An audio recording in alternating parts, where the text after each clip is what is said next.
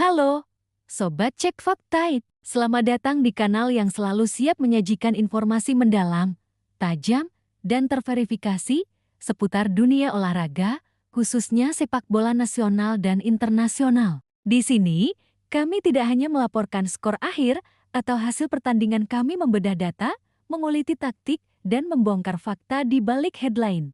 Karena kami percaya, setiap angka di papan skor punya cerita.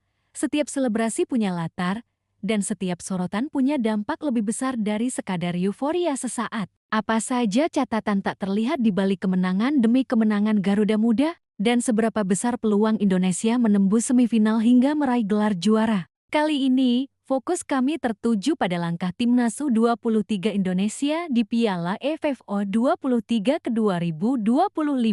Bagaimana rapor gemilang Jeroen van den Burg menuliskan sejarah baru? Semua akan kami bahas secara tuntas, berdasar data dan sudut pandang kritis, bukan sekadar opini tanpa dasar. Jangan lupa, klik subscribe, nyalakan lonceng notifikasi, dan ikuti terus setiap episode terbaru kami di Cek Fakta. Karena di sini, fakta bicara, opini berpijak, dan sepak bola tidak pernah sekadar isapan jempol. Hasil Timnas U23 Indonesia vs Filipina buat rapor Kinclong Jeroen van den Burg berlanjut. Rapor Kinclong pelatih Jeroen van den Burg berlanjut setelah Timnas U23 Indonesia mengalahkan Filipina pada Jumat 18 Juli tahun 2025 malam WIB. Atas kemenangan ini membuat Timnas U23 Indonesia selangkah lagi meraih tiket semifinal Piala AFF U23 ke 2025. Berlangsung di Stadion Utama Gelora Bung Karno SUGBK, Jakarta. Timnas U23 Indonesia berhasil menang tipis atas Filipina 1-0. Gol tunggal di laga ini terjadi pada menit ke-23 dari bunuh diri gelandang Filipina, Jaime Roscuilo. Berniat ingin menghalau bola lemparan maut dari Robby Darwish, tandukan Jaime Roscuilo justru mengarah masuk ke gawang sendiri dan menjadi gol. Atas hasil ini, Timnas U23 Indonesia semakin kukuh di puncak klasemen grup A dengan torehan 3 poin dari 2 laga. Kini Jens Weiven dan kawan-kawan hanya membutuhkan hasil imbang di laga pamungkas untuk dapat lolos ke semifinal Piala AFF U23 2025 sebagai juara grup A. Jika lolos sebagai juara grup, nantinya Timnas U23 Indonesia bakal menantang juara grup C yang dihuni oleh Thailand, Myanmar, dan Timor Leste di babak semifinal Piala AFF U23 2025 nanti. Di sisi lain, kemenangan ini juga membuat rapor Kinclong pelatih Jeroen van den Burg berlanjut setelah berhasil melakoni start mulus saat menghajar Brunei Darussalam 8-0 di laga perdana. Adapun kemenangan telak di laga perdana tersebut juga membuat Garuda Muda memecahkan rekor gol terbanyak di turnamen ini. Sebab sebelumnya, hanya ada satu tim yang pernah mengukir identik, yakni saat Thailand menghajar Kamboja 8-0 pada Piala AFF U23 2005 silam. Kemudian di edisi 2023, Timnas U23 Indonesia takluk 1-2 dari Malaysia. Selain itu, Jeroen van den Burg juga berhasil menjadi pelatih pertama yang menghapus kutukan laga perdana Timnas U23 Indonesia di Piala AFF U23 ke 2025. Pasalnya, sebelum edisi tahun ini skuad Garuda biasa mendapatkan start yang kurang mulus di laga perdana. Meski skor melawan Filipina tidak sebesar pesta gol di laga perdana, kemenangan tipis ini justru menegaskan satu hal penting. Garuda Muda kini punya kedewasaan bermain untuk mengamankan hasil di situasi krusial. Ia bukan hanya memperbaiki organisasi permainan di lini depan, tetapi juga membenahi lini belakang yang dulu kerap jati biang kerok kegagalan di fase grup.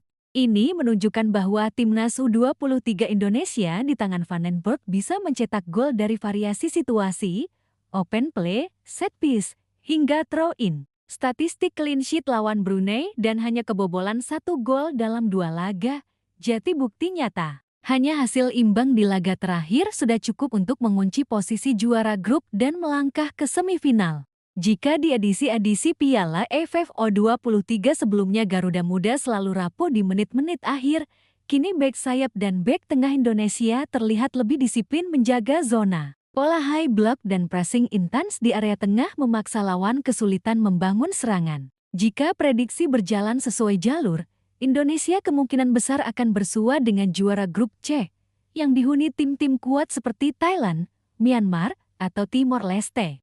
Mereka lahir dari sistem, dari visi, dari keberanian para pelatih yang mau menanamkan disiplin dan tanggung jawab. Tetapi disinilah pembuktian. Apakah revolusi Vandenburg hanya sekadar rapor kinclong di awal, atau benar-benar akan diingat sebagai tonggak kebangkitan timnas U23 Indonesia di level ASEAN dan mungkin di panggung Asia kelak? Kini Garuda Muda di tangan Vandenburg telah mematahkan kutukan start lambat, memecahkan rekor skor, dan menjaga asa semifinal tetap menyala. Dari 2 edisi sebelumnya yang diikuti timnas U23 Indonesia, Garuda hanya mampu meraih hasil imbang kontra Myanmar di laga perdana fase grup edisi ke-2019. Nama-nama seperti Roby Darwis, Kakang Rudianto, hingga Rizky Ridho tampil lugas dalam duel-duel udara maupun duel 1 lawan 1. Kiper juga tidak lagi dibiarkan bekerja sendirian. Garuda Muda tampil sebagai satu unit yang bergerak kompak, dengan keseimbangan antara bertahan dan menyerang. Tetapi satu hal yang kini membuat publik optimis adalah kejelasan arah bermain Garuda Muda di bawah Vandenburg. Tidak ada lagi skuad yang berantakan di laga pembuka, tidak ada lagi rekor buruk tersandung di fase grup seperti edisi-edisi sebelumnya. Kutukan start lambat resmi dipatahkan. Revolusi Gerald Vandenburg. Pelatih Gerald Vandenburg berhasil melakukan sejumlah revolusi di timnas U23 Indonesia, salah satunya yakni perubahan besar di sektor lini belakang. 2 kemenangan beruntun pertama 8-0 atas Brunei Darussalam, lalu disusul 1-0 atas Filipina telah memperlihatkan arah revolusi yang dibawa Gerald Vandenburg di tubuh timnas U23 Indonesia. Tetapi jalan menuju juara tidak cukup hanya mengandalkan nama besar di atas kertas atau selebrasi skor telak. Yang diperlukan adalah konsistensi, ketenangan, dan keberanian bermain cerdas di momen-momen krusial. Gerald Vandenburg sudah meletakkan fondasi itu, pola bermain terstruktur, mental juara di awal laga, dan keberanian mengeksekusi taktik berbeda sesuai kebutuhan lawan. Gerald Vandenburg, pelatih asal Belanda yang datang dengan reputasi sebagai guru taktik disiplin Eropa, perlahan membungkus timnas U23 dengan identitas baru.